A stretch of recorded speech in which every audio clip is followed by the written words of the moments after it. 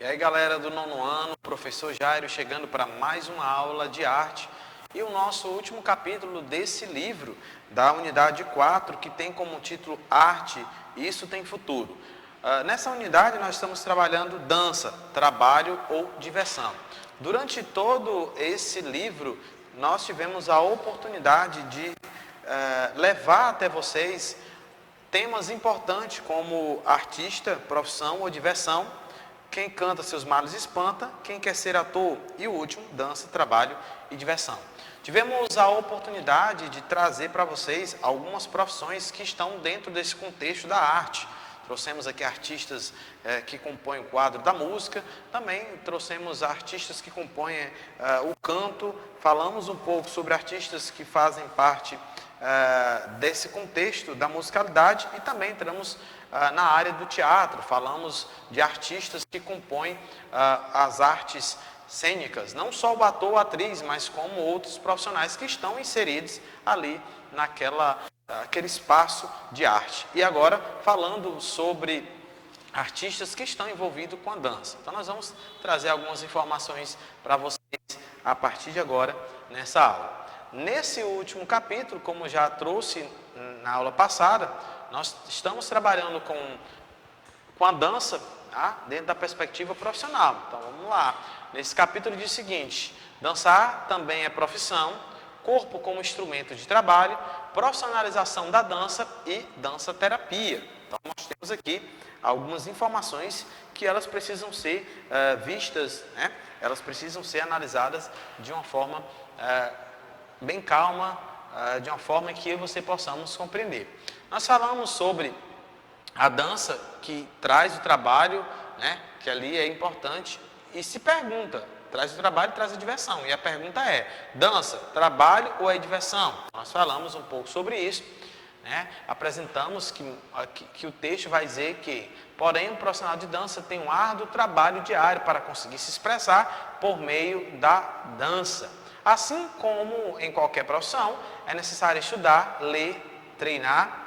Ser bailarino ou dançarino não é tão simples. Por isso, nós vamos conhecer um pouco dessa profissão.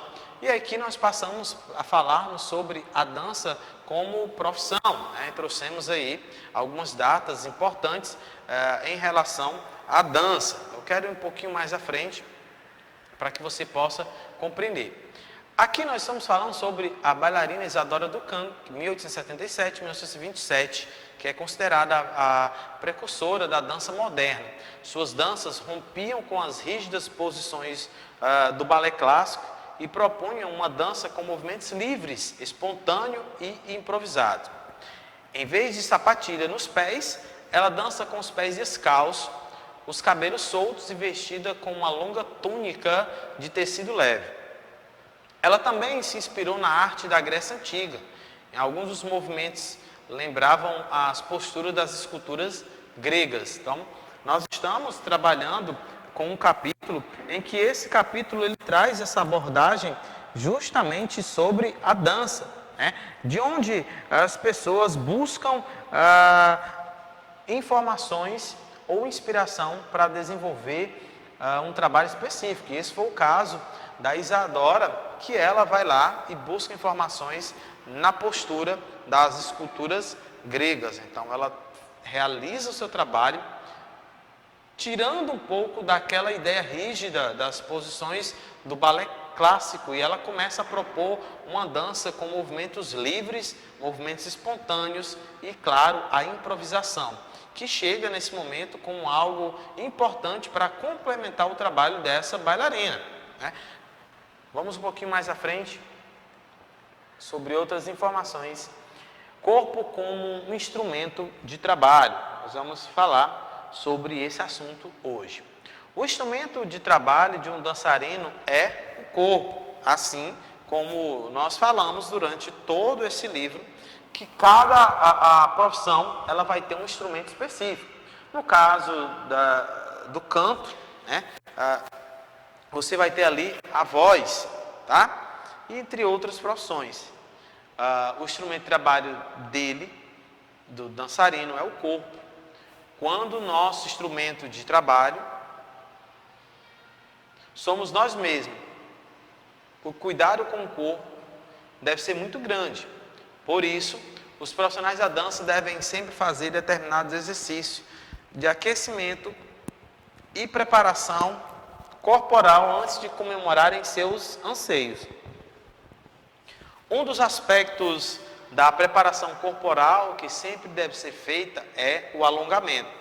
Normalmente, ele é realizado antes e depois dos ensaios. Ou seja, você percebe que os ensaios, de fato, são de grande importância para um bailarino, alguém que está dentro dessa profissão da dança. Como nós vimos durante esses capítulos, percebemos que cada profissão ela tem algo diferente e que é necessário, cada arte dentro do seu contexto, mas que todos precisam dos ensaios. Então, quando o nosso instrumento de trabalho somos nós mesmos, o cuidado com o corpo deve ser muito grande. Por isso, os profissionais da dança devem sempre fazer determinados exercícios de aquecimento, preparação corporal, antes de começarem seus ensaios. Então, é importante. Um dos aspectos da preparação corporal que sempre deve ser feito é alongamento. Eu li, estou relendo novamente para que vocês percebam a dimensão de uma profissão aí em relação ao balé ou profissional da dança. Tá? Normalmente é realizado antes e depois dos ensaios. Vai começar um espetáculo, é interessante que antes ele se alongue, é necessário que ele se prepare.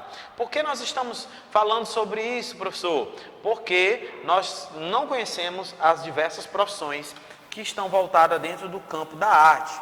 Por exemplo, nós não conhecemos as profissões que faziam parte ali do contexto artístico voltados para a pintura. Os grandes nomes, como Vincent van Gogh, nós não tínhamos algum conhecimento. Nós não sabíamos sobre as vanguardas artísticas, ou os conhecidos ismos, dadaísmo, o expressionismo, surrealismo. E depois nós conseguimos compreender um pouco sobre arte e movimento, trouxemos essa discussão para a questão do canto, e aí onde nós apresentamos algumas profissões como musicoterapeuta, como cantor, para que você pudesse compreender acerca do compositor, do arranjador, falamos sobre os luthiers e também sobre o DJ, trouxemos aí essas informações e claro, nós trouxemos também ali uma abrangência que tem dentro do trabalho com teatro, o ator, a atriz, todos esses precisam ter uma preparação física antes de entrarem em cena, A preparação ela é importante, seja através de algum exercício para as cordas vocais, seja através de alguma dinâmica, alguma atividade, ou seja através do alongamento. Os profissionais que estão inseridos dentro desse contexto do mundo da arte precisam se exercitar para que eles cheguem a um nível ali que é desejável em uma apresentação.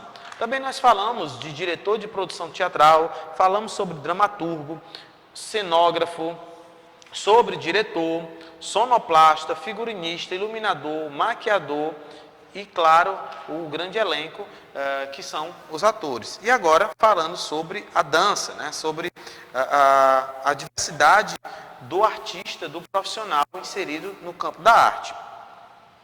Então vamos lá mais um pouquinho. Profissionalização da dança.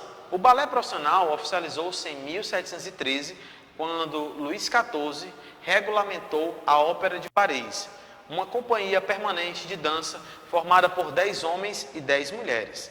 Nessa época, as bailarinas podiam dançar, mas seus movimentos eram simples devido à roupa longa e pesada. Sendo consideradas meras acompanhantes dos homens, somente no século XVIII, elas começam a ocupar o lugar de destaque na cena, com passos relacionados à delicadeza e à fragilidade.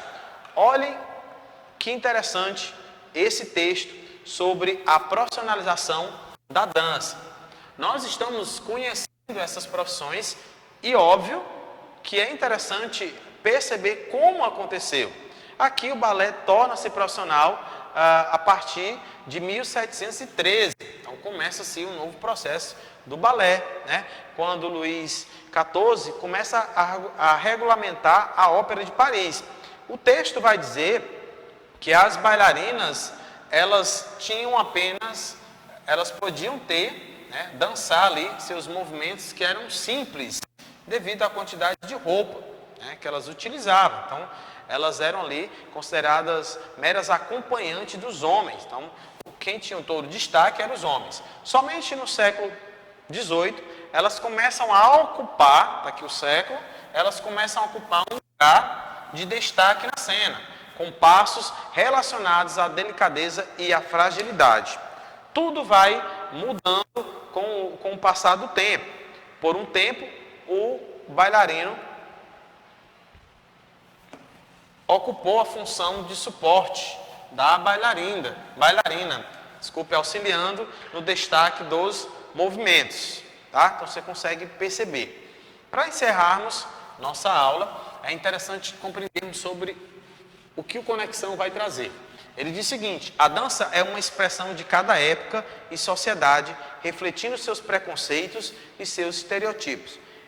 Em seu surgimento, o balé era uma dança de corte e servia para demonstrar refinamento, poder aquisitivo, proporcionava grande destaque social e estava relacionando a figura masculina. O estereotipo de homem daquela época trouxe para a dança os gestos refinados do bailarino, que revelavam suas origens nobres e seu acesso à educação. Com a profissionalização da dança, as mulheres foram pouco a pouco se destacando, especialmente no romantismo. Porém, criou-se nessa época o estereotipo da mulher frágil, representada pela bailarina, com roupas esvoaçantes e gestos delicados.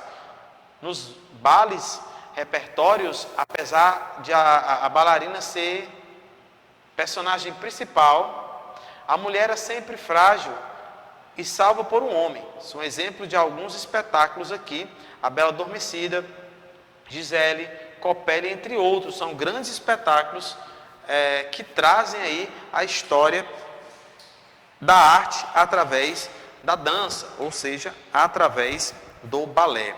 Então, os homens tiveram um destaque importante, mas as mulheres, ao longo do tempo, começaram a construir ali também o seu espaço e fizeram com que aquele momento crescesse, aquele momento se desenvolvesse. Eu vou ficando por aqui, quero agradecer a vocês por esse momento, por estarmos aqui trabalhando esse assunto. Até o nosso próximo encontro.